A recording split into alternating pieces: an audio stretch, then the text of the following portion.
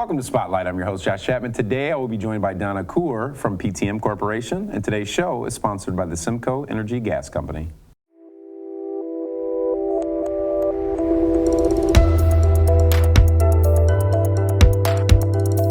Donna, how are you? I'm doing good, man. I'm doing super good on this chilly day. Yes, it is a chilly day where it's been inconsistent. I had shorts on yesterday, I have a sweater on today, and who knows what tomorrow will hold and in the future in the next couple of weeks. But we're not here to talk about the future today. We're here to talk about PTM Corp and all the things that you do. So I'm a northern end of the county guy, so I don't make it to the southern part. Well, we're going to have to get you down. Yeah, well, anytime. So CEO, president, managing partner of PTM Corporation, correct? Yes. So can you tell us what is PTM? What do you do? Well, we just are finishing up 51 years of being in business. This is my 41st year. Okay. Both the companies going into 52 years. I'm going into 42 in 2024. It's been quite exciting the last few years with battery electric vehicles and internal combustion engines. Yeah. So that's I can imagine that's a unique place to be in terms of your history, the history of your company. Yes. But take me back to the beginning. So 52 years ago, how did PTM get its start, and where did that come from? Well, quickly, I'm a second-generation manufacturer. Mom and Dad started the business back in the early 70s, and we have our third generation there. I have a couple of my kids and then a nephew that works there. So that's super exciting. You know, you don't see third generation to be successful and hang in there in the automotive industry is quite the cycles. Yeah. So I'm pretty proud of that, to have them there. And an army of people, just under 300 people that come in and make it happen day in and day out. Fairly large employer. So you're the Ford family of St. Clair County. So that's pretty cool. I did not know that. So what kind of parts do you? Is it the same kind of parts that you do today that you did in the beginning, or what do you produce? Well, nearly half of our revenue is prototype R&D. We work with all the Detroit 3, the transplants, and plus there's a ton of new battery electric vehicles companies that are popping up.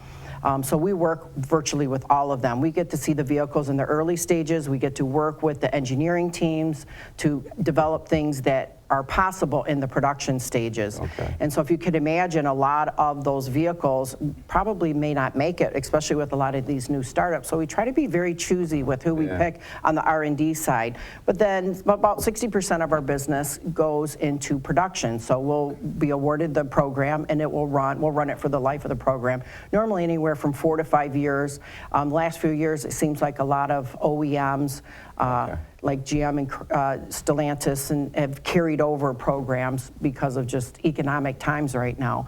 But that's our business in a whole, working with our customers at the early stages, helping them develop things that they don't even know what they want. Sometimes they do, and then we just help make it better for them and then transfer that into the production process. So just so you know, the next time I see one of those cars that are like wrapped with the stickers so you can't see, I'm going to be looking in. Is that Donna in there? Exactly. That's you. I knew it. So let's talk about that. So when you say that you help with kind of the production piece, is it they bring like prints and they're like, I have this crazy idea, and you help them bring it to life, or are you doing like design build kind of production, or how does that work? Right. Well, where our process starts with is on the design and development side, early in the stage. Normally a couple years before they go to production, that's where they work out all the design issues, and we work with them on the sheet metal. I mean, we're a metal manufacturer, so everything we work with is all metal.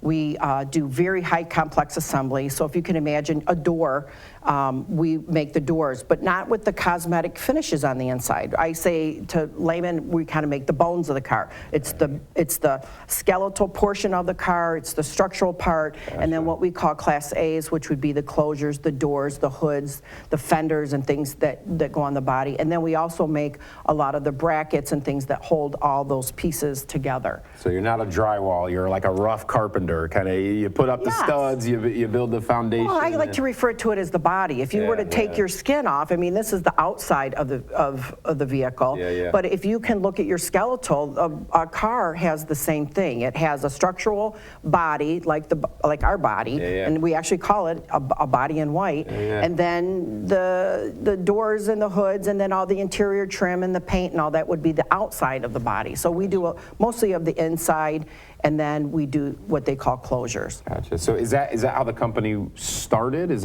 that like the first thing that you did? Or? Well, we always did prototype, but we always did little things that you could put in the palm of your hand, little bitty parts. Okay. People almost would call them jewelry. And so that's what Mom and Dad did. They would just go from one order to the next, and then a customer would say, okay, instead of making 200 of these, can you run 10,000?